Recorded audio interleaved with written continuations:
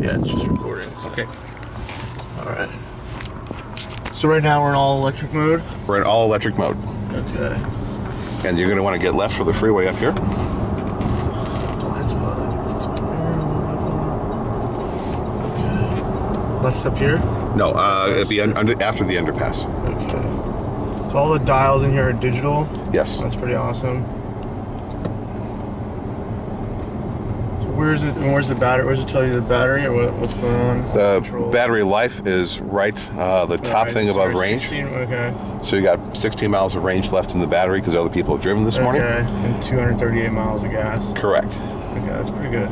And then actually, you'll see the battery. We'll put some regenerate when we put it in sport mode on the freeway. You'll see it regenerate. Yes. Awesome. And so, okay. Anything else I should note just about the console? Anything unique? Everything in here that you need to use to entertain yourself in the car is in there. It's got Bluetooth audio. It's got. Is this touchscreen here? That is touchscreen. You get haptic feedback there. That's your seat heater you just turned on. Okay, let's turn the heater off. Don't probably need that. Okay. You put the camera a little bit on there so they can see that. And so you have climate control. Okay. You've got sound. Okay. Climate control, sound. Pretty decent stereo in here. MOAFL.org. Nice. Auxiliary, Bluetooth. It's the final days of the Lincoln Summer. The other thing it doesn't have, because some people have asked me if it has one, it does not have a CD player. Okay. Who needs CD players? Well, that's exactly their thing of the past. They are. Bluetooth for your phone, no problem getting it paired. Navigation is in there. Okay, nav looks good. Google Maps in there? Oh, it's got that bird's eye view. That's nice. It does. We're going. And we'll go left up here. Okay. So at nighttime, your whole display becomes a lot more colorful. It's more black and white for daytime because of sun glare. Okay, that makes sense. What's this design? Is this just... That tells you how much your solar panel's charging on top of your car. If it were purely sunny without the haze we have, you'd see the whole flower bloom. Yeah. That's neat. And then this tells you how your energy is flowing right here. That's pretty And so right now you can see we're actually not using any energy because we're parked, and we can also see that our roof is charging. Oh, that's neat. That's definitely neat. So what I'd recommend for getting on here is let the cars ahead of you get on a little bit so you can develop a gap, and then... This car's got a little bit of a fat ass popping out on the sides there. I like it. I can see it in my own mirror. It does. Yeah. And then once you have a gap, you can really stick your foot in to test the electric acceleration.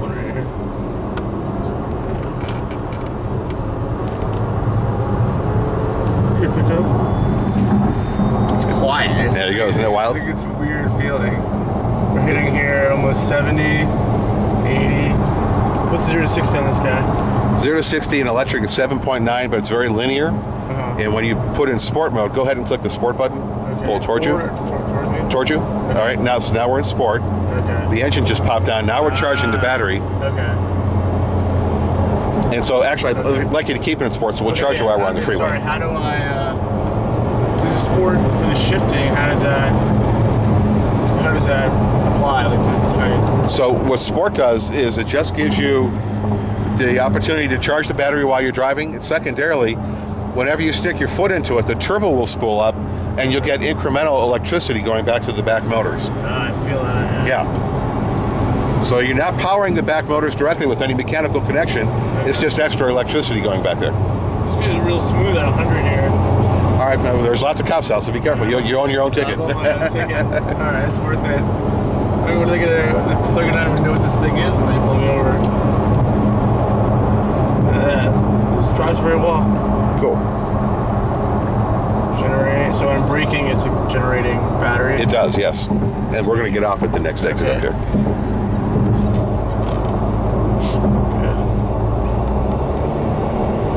The engine does sound nice when it's on here. Yeah.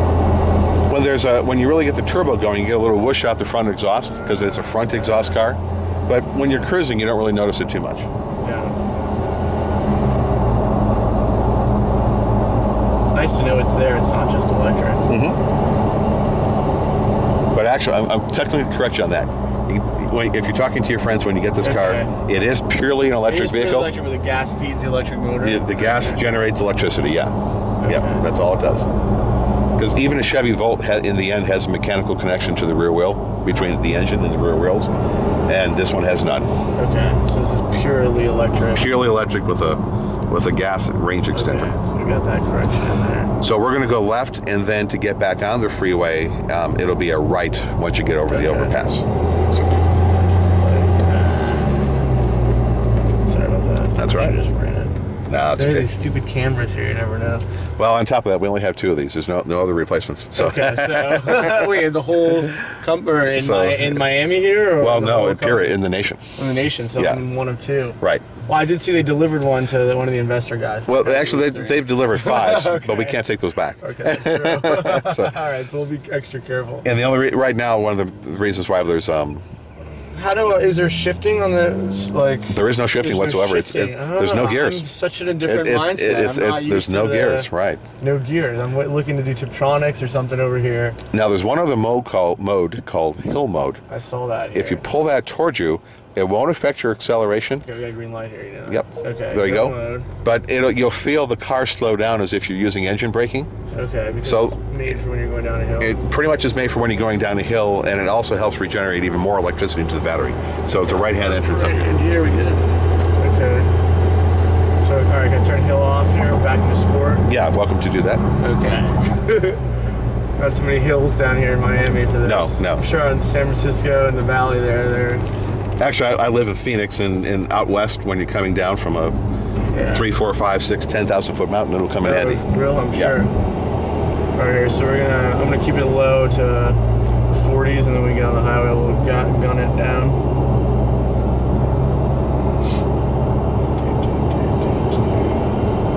All right, so here's from about a 40. Push me back a little there. You hear the turbo Sounds like whine? we're a rocket ship, yeah. Yeah. Here's a whistle, hitting 90, take it to 100 here.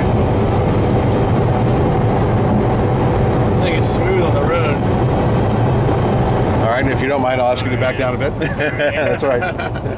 You know, what kind of test drive would this be if I have to be asked to slow down? I hear you.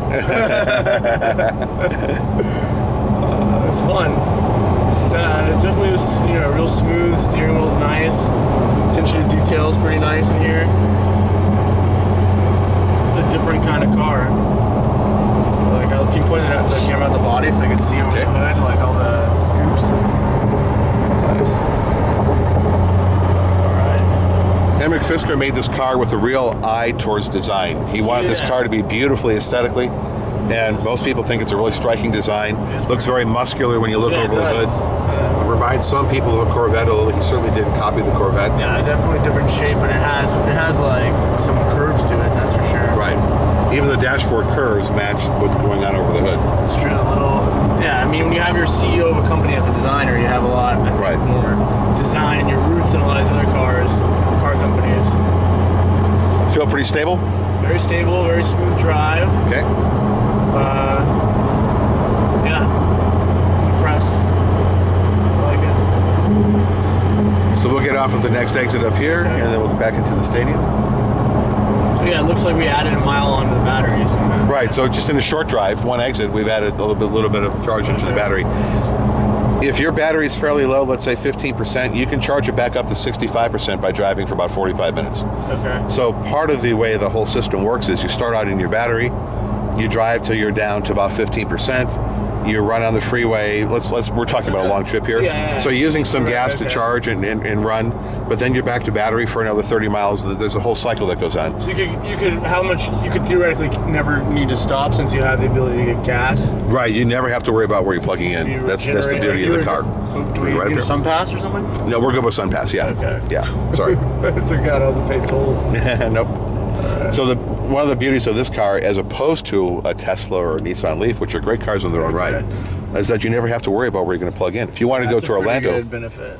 yeah, if you wanted to go to Orlando, you'd have to worry about, can I plug in at the hotel or wherever I'm going to be tonight, and you don't have to worry about that here.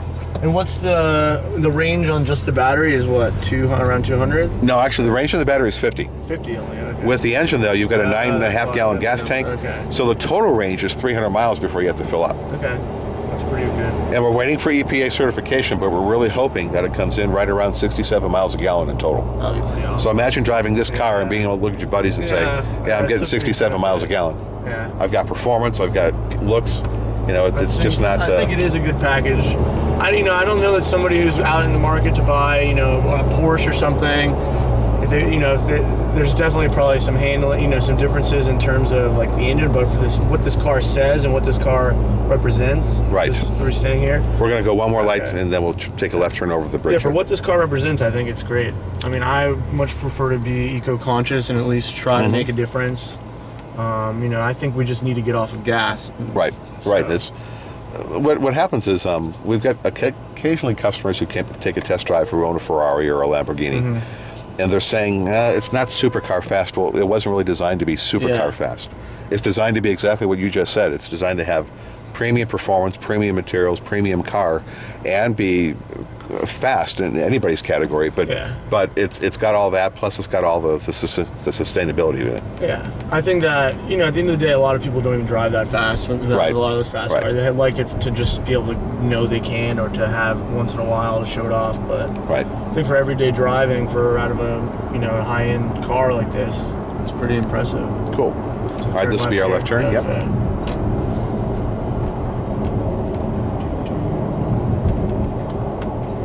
That's neat. So what's stealth mean up here in the dashboard? Stealth means you're running in battery-only mode. Okay.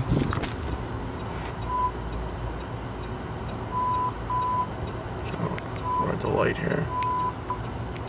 And you got the left turn. Got the arrow laying there. Okay. So we're going to go into the gate, and we'll take an immediate right once we get beyond the fence, and we'll go along that curb again as we approach the truck. So not yet. We have to go through the fence. Yep, through the fence.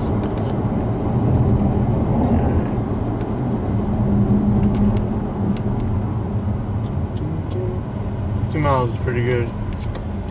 So we go around here. No speed bumps in this guy. Yeah. So when are the models going to start shipping, are they telling you guys? Well, we're certainly still waiting for EPA certification. That could happen any time now because it's been applied for. So we're going to follow this curve down. Yep. And but I think they're ready to ship sometime within the next 30 to 60 days. That's the anticipation.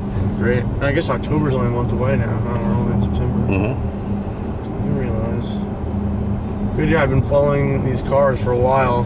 Ah, great. And then we have to go up here around that tractor.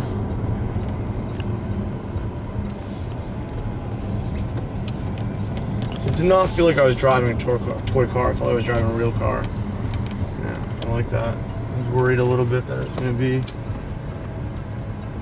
electric. And so we'll go around the right side of the truck and just pull up, and that'll be great. All